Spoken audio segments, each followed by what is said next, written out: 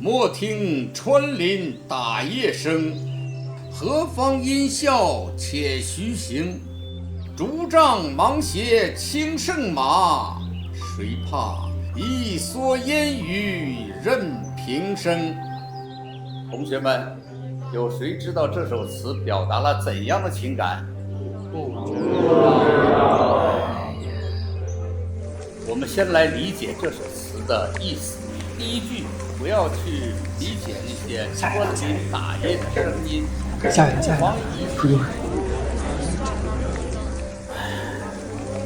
人生总有些比上课重要的事情，比如迎接春天的第一场雨。去吧。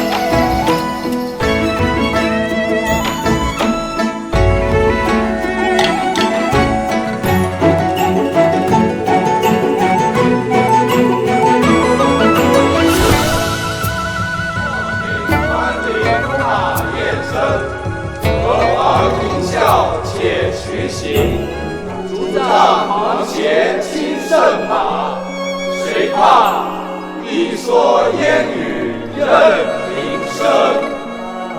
这首词通过野外途中偶遇风雨这一生活中的小事，于简朴中见深意，表现出词人旷达洒脱的人生态度和豪迈的胸襟。